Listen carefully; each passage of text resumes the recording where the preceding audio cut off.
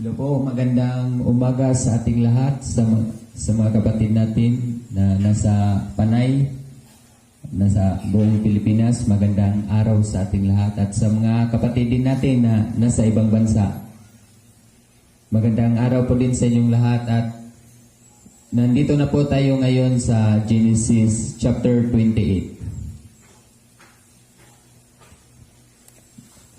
Kaya tinawag ni Isaac si Jacob at matapos basbasan ay pinagbilinan.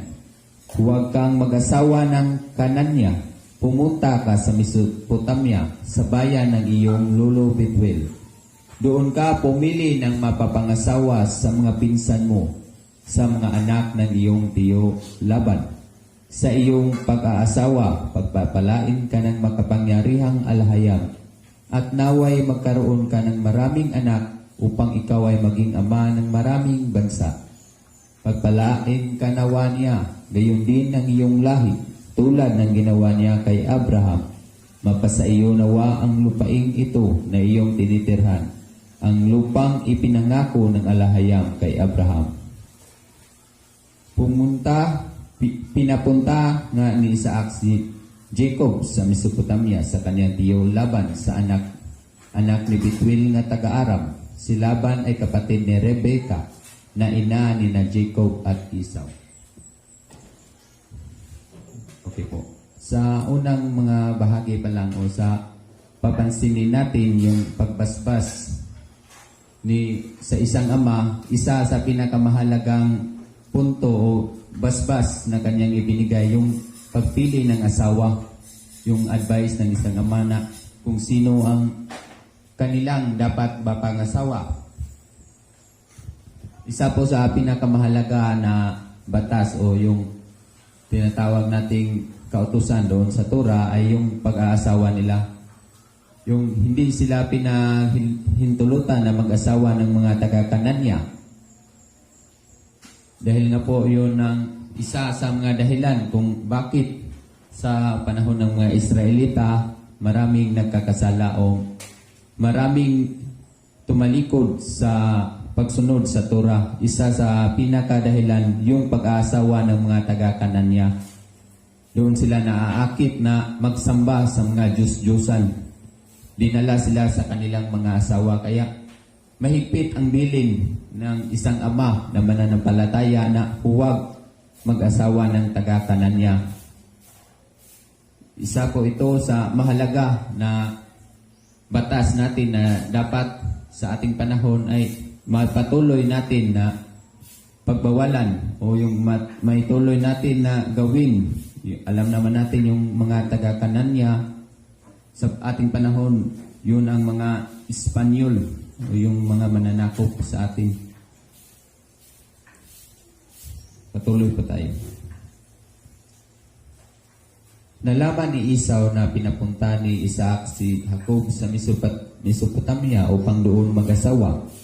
Nalaman din niya na pagkatapos basbasan ni Jacob ay pinagbawalan itong mag-asawa ng babaeng taga-Kanaan. Nalaman din niyang sinunod ni Jacob ang kanyang ama't ina at pumunta nga sa Mesopotamia.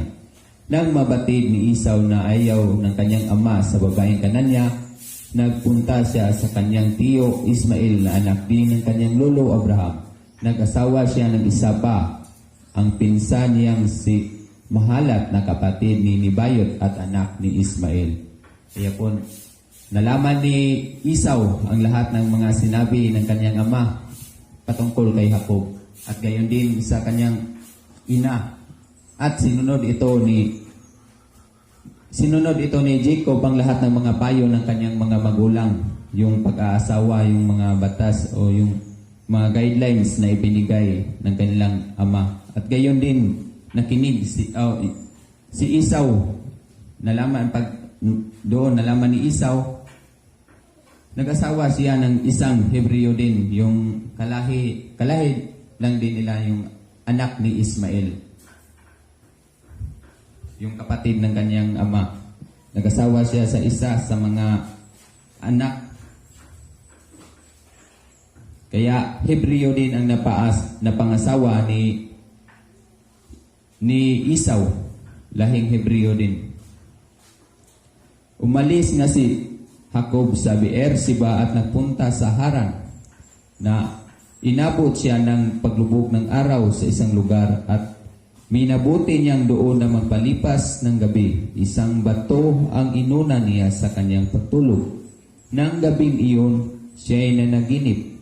May nakita siyang hagdan na abot sa langit at nagmamanhik manaog doon ang mga anghel ng alahayam. Walang ano-ano'y nakita niya si Abay Hawa sa tabi niya. Wika sa kanya, "Ako si Abay Hawa, ang alahayam ni Abraham at ni Isaac. Ang lupang ito na iyong hinihigan ay ibibigay ko sa iyo at sa iyong lahi. Darami sila na parang alikabok sa lupa at lalaganap sila sa apat na sulok ng daigdig.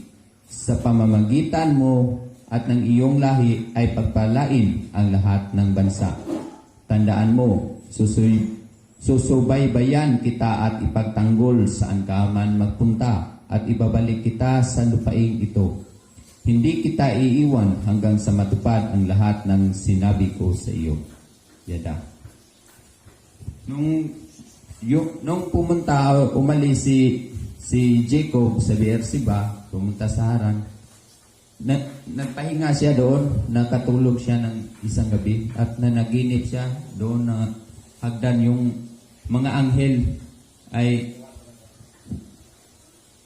doon nakita ni Jacob na nagmamalik manaog yung mga anghel.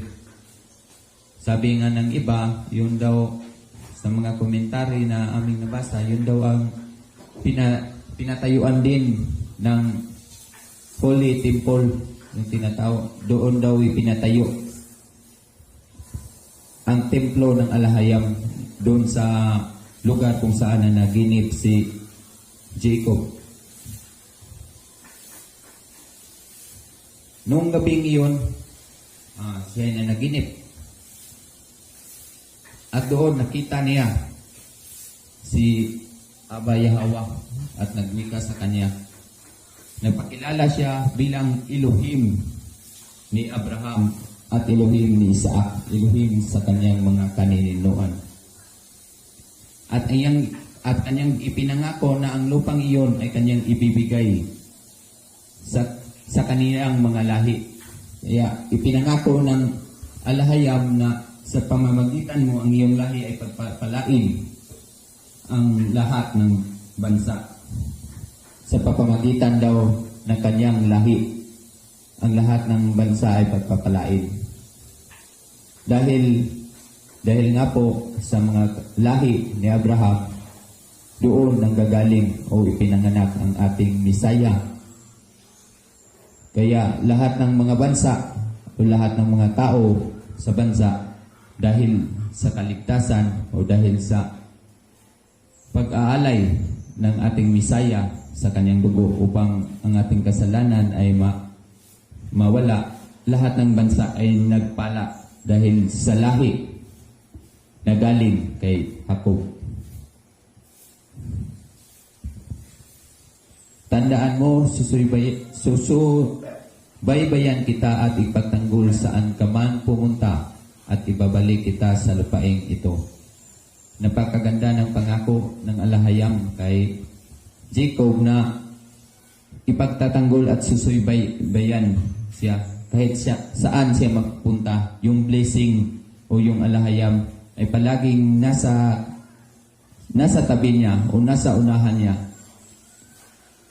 Kaya kahit saan siya magpunta, nasa lugar man siya ng mga hintil, nasa lugar man siya ng masasabi nating mga delikadong lugar, pag ang alahayam ay kasama niya, ay walang masasabi nating delikado o lahat ng kanyang mga gawain, lahat ng kanyang pupuntahan ay may kasamang mga panalangin o yung pagpapala.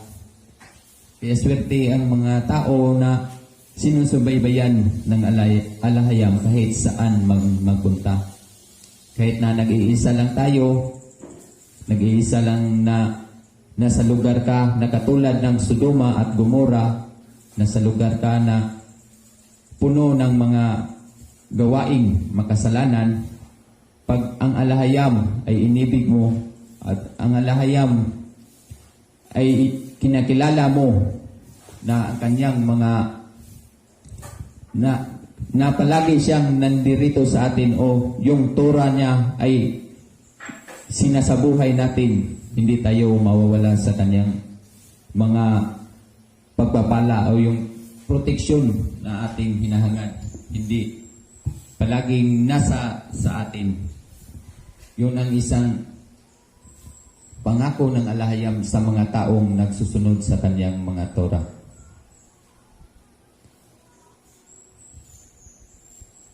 Hindi kita iiwan hanggang sa matupad ang lahat ng sinabi ko sa iyo. Isa sa mga sinabi ng alahayam na yung mga anak ay mapunta saan mangsulok sa mundo. Iyan natutupad na mga lahi ni Israel ay hindi na mabibilang. Hindi na natin ma-determine sa pamamagitan ng mga dugo. Dahil sabi ng alahayam ay parang alikabok sa lupa. Mahirap na nating ma-determine yung mga anak ni Israel. Ngunit ang isa sa pinakamahalaga o pinakabasihan na matuntun ang mga anak ni Israel ay sa pamamagitan ng Torah. Yung Torah na ibinigay dahil ibinigay ito ng mga Israel at ito ay mga guidelines o yung mga batas, yung constitution ng sinaunang mga Israelita. Kaya pag inibig natin o sinunod natin yung Torah, isa sa mga basihan na tayo ay may dugong mga Israelita dahil ibinigay ang batas doon sa Israel at inibig natin yung batas. Kaya dahil hindi naman natin sa panahon natin, hindi naman natin ngayon masasabi o yung ma-determine talaga ang totoong sa pamamagitan ng dugo o yung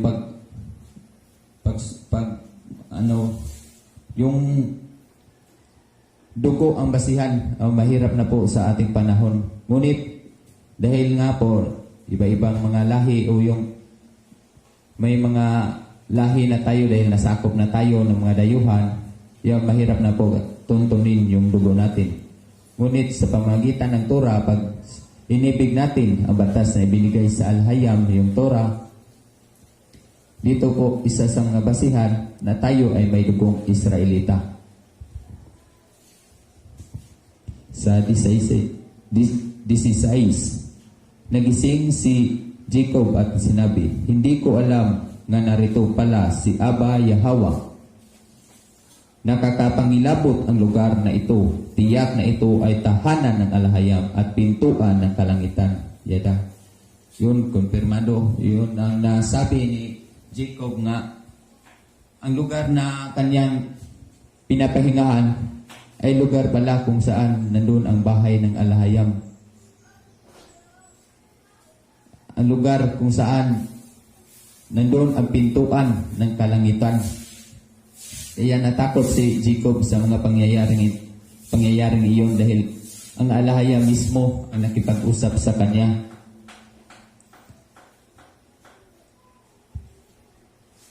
Kaya ang lugar na yun ay kanya talagang tinatawag o na banal na lugar. Nakakapangilabot ang lugar na ito. Sa 18, maagang gumising si Jacob ng umagang iyon. Kinuha niya ang inunang bato at itinayo bilang isang alaala. Binuhusan niya ito ng langis at itinalaga sa alahayam. Tinawag niyang Betel, ang lugar na iyon na dati tinawag na Uz. Nangako si Jacob ng ganito, O Abba Yahweh, kung ako'y sasamahan ninyo, ay ingatan sa paglalakbay na ito, papakainin at dadamitan at makakabalik na muli sa bahay ng aking ama. Kayo po ang aking magiging alahayam. Sasambahin kayo sa lugar na ito na pinagtayuan ko ng batong alang-alang ito at ibabalik ko sa inyo ang 10 bahagi ng lahat ng ipinagkaloob ninyo sa akin. Yada. Balikan po natin ang chapter 18. Sa paggising ni Jacob, kinuha niya ang bato at itinayo yung batong kanyang inunan at tinayo bilang alaala. At binuhusan niya ito ng langis at itinalaga sa Elohim. Parang gumawa siya ng ceremony, yung parang may blessing. Tinawag niyang Betuel o Betel. Ang Betel ay ibig sabihin ay Bet, bahay, ang Elohim, bahay ng Elohim, bahay ng Alahayam. Ang lugar na iyon. At nangako si Jacob sa kanyang nangako siya sa Alahayam na kapag sasamahan siya at papakainin at makakabalik ng malakas sa bahay ng kanyang ama, kayo po ang aking magiging alahayam. Yun ang kanyang sinabi.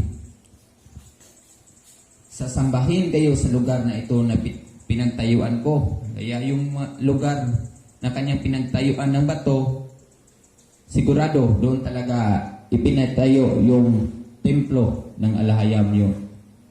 Doon gumawa ng mga offerings yung mga Israelites sa pagbalik.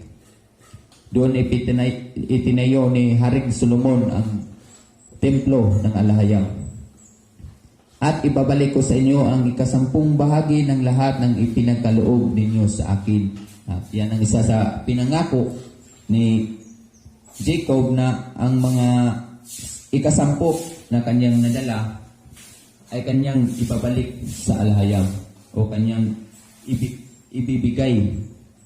Isa sa mga mahalagang punto dito ay yung mga pangako ng alahayam sa buhay ni Jacob, kung saan pinagtiwalaan ni Jacob ang lahat ng mga pangako ng alahayam.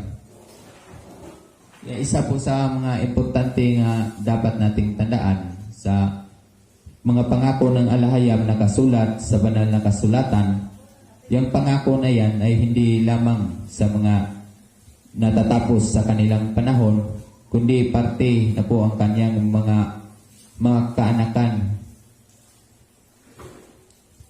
Dahil nga po, kung mababasa natin sa Torah, pag sinunod daw natin yung kautusan, ang sinasabihan, yung mga Israelita, pag sinusunod daw natin ang kautusan, pagpapalain daw tayo sa lahat ng ating gagawin. Kaya parte po lahat ng mga taong naniniwala, kahit sa ilang henerasyon na po, kahit matagal na po nakasulat, yung blessing o yung pangako ng alahayam ay palaging bago sa atin. Yun po ang napakahalagang matutunan natin, yung mga pangako ng alahayam sa buhay natin o sa bawat isa sa atin na ating pinaniwalaan at gagawin ay matutupad.